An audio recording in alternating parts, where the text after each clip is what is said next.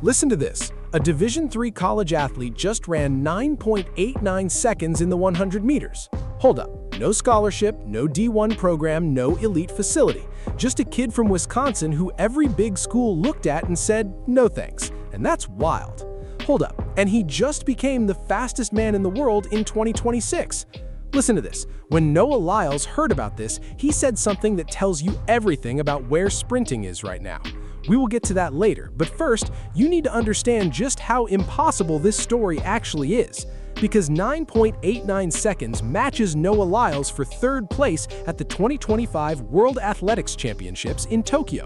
Listen, not third in his age group, not third in college, this is third in the world against every professional sprinter on the planet. And Sam Blaskowski did it without a single dollar of scholarship money, not one. Oshkosh, Wisconsin, not exactly a place you associate with world-class sprinting. Not a place, let's be real, with a history of producing athletes who compete at the highest level. Just a regular Midwestern town where kids play football and baseball and soccer, and most of them never think about running in a straight line for a living. Sam Blaskowski actually grew up there. He played flag football, basketball, indoor soccer, and even swam competitively. In high school, he played baseball in the fall, and when he got cut from the basketball team, he started running track, just like that. Just like that. No plan, no destiny, just a kid who needed something to do in the winter. And then something strange started happening. Listen, he was fast, really fast. Hold up, he ran 10.83 seconds in the 100 meters and 21.99 in the 200 as a senior. He won Wisconsin state championships in both. He added the long jump title too. 3 state titles in his senior year. Good enough to get noticed by D1 coaches, right? Surely someone was calling. Listen to this. The only coach who called was Nicholas Gordon, the long jump coach at the University of Wisconsin-La Crosse, a Division III school. The school where both of Blaskowski's parents went. The school D3 school where athletes do not even get scholarship money. Not a reduced scholarship, not a partial offer, $0. And the message from the college athletic system was clear. You are not good enough for us. Listen to this. Wisconsin-La Crosse, Division III, the level where no one watches, the level where times do not matter to the Diamond League, the level where even winning nationals means almost nothing to the wider world. Blaskowski arrives and immediately starts breaking records. His freshman year, he wins the national D3 title in the 100 meters. Then he wins it again, and again, and again. Hold up, 4 consecutive national titles in the 100 meters, 3 in the 60 meters, 3 more in the 200. By the time he graduates, he has 11 individual D3 national titles to his name, one of the greatest D3 sprint careers in American history, and nobody outside of Division III cared. D3 in the 100 meters means you ran somewhere around 10.2 to 10.4 seconds. That is genuinely fast, but it is not even close to the times the men who make World Championship finals are running. The gap between D3 nationals and the Olympic trials is enormous. The gap between D3 nationals and the World Championships is a completely different planet. The question nobody can really answer is whether Blaskowski is at a hard ceiling the moment real elites step on the line. Nobody knows yet.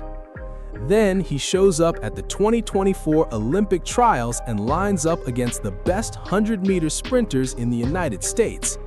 Listen to this, he holds his own.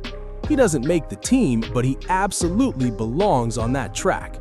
For the first time, people outside Wisconsin start paying attention to his name. But then comes the part almost nobody talks about, and this is where the story really changes. After finishing his college career with 11 national titles, Blaskowski hits a crossroads. He wants to go pro. He wants to find out if he is truly world-class. He wants elite coaching, elite competition, and a real answer to whether the system misjudged him. To get that, he needs to move to Florida and train with Star Athletics under Dennis Mitchell, one of the most respected sprint coaches in America. The same coach who guided Sha'Carri Richardson to a world title in 2023. The same coach who works with Kenny Bednarik. The same system that builds raw talent into global contenders.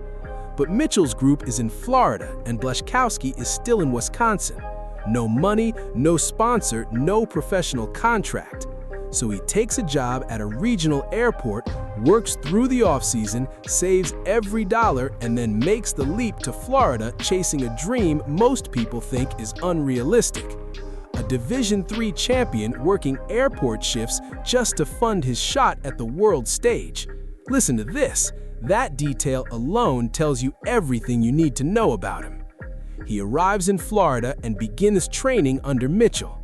He works alongside Sha'Carri Richardson and Kenny Bednarik, athletes who have already competed on the Olympic and World Championship stage. And something becomes clear almost immediately in practice. This kid actually belongs here.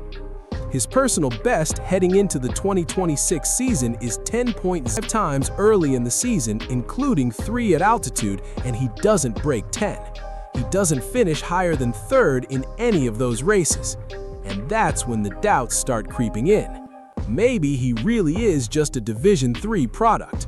Maybe the Olympic trials appearance was his peak. Maybe leaving for Florida and working an airport job was the boldest mistake in American sprinting. And then May 30th, 2026 arrives.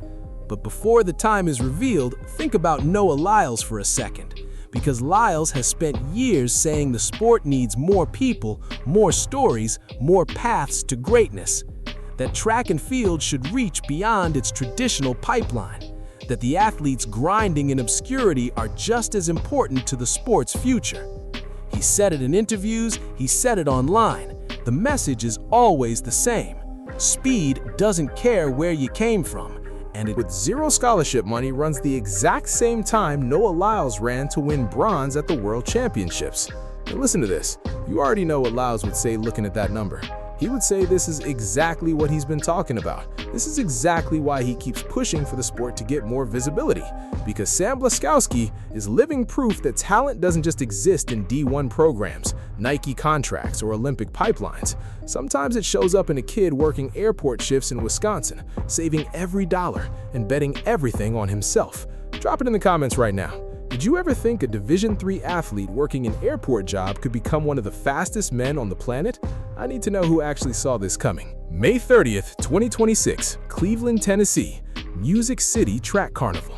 Sam Blaskowski lines up for the 100 meters, and he runs 9.89 seconds. 9.89! His first ever legal sub-10 performance. He skips the 9.90s completely. He goes from 10.05 straight to 9.89 in a single race. Fastest American in 2026, tied for 2nd fastest in the entire world that season. Now hold up, let's put that into full context, because this is where it really hits. At the 2025 World Athletics Championships in Tokyo, in one of the deepest 100-meter finals in years, Oblique Seville took gold in 9.77. Keyshawn Thompson earned silver in 9.82, and Noah Lyles, 8-time world champion and Olympic gold medalist, ran 9.89 for bronze. And that's the exact same time Sam Blaskowski just ran in Tennessee. The same 9.89 that put Lyles on the World Championship podium. If Blaskowski had been in that final, he finishes 3rd at the World Championships. A Division III athlete with no scholarship money, 11 national titles that barely got any attention outside Wisconsin, and an airport job funding his move to Florida, suddenly 3rd in the world. He jumps from 10.05 to 9.89 in a single race, and Dennis Mitchell wasn't even shocked. He said the training showed this was coming, and it was only a matter of time. But listen to this. There's one more angle the track world has been carefully avoiding, and it needs to be said. 9.89 seconds makes Sam Blaskowski the fastest white sprinter in the history of the sport. In over 60 years of elite sprinting, no athlete of his background has ever gone faster. That's not a small detail. That's a historic marker that changes how this performance is viewed. 9.89. Let that sink in again. Breaking 10 wasn't just a goal anymore. It turned into an obsession. Years of sacrifice, discipline, grinding work, and belief all finally came together on that track. Not a speech, not a list of people he proved wrong, just a man who understood exactly what it took to get there and wanted everyone else to feel that weight too. Years of sacrifice. Think about what that really means for him. 4 straight years of D3 nationals that barely got any attention from the outside world, working airport shifts just to fund a dream most people never believed in, living in Florida away from his family, away from his grandparents just a mile from the lacrosse campus, away from everything familiar and comfortable. All of that for one number, 9.89. And listen to this. The people who passed on him are watching that number now. The D1 coaches who kept scrolling past. Los Angeles 2028 is only 2 years away. Blaskowski will be 25, right in his prime, with a home Olympics on American soil. The 100-meter final in front of a nation that loves an underdog story more than almost anything in sports. The kid nobody wanted is now one of the 2 fastest men in the world. So here's the question I need you to answer in the comments. Los Angeles 2028, Sam Blaskowski makes the US team, steps onto that Olympic, one of the biggest recruiting mistakes in American sprinting history. Drop it below, every single comment gets read.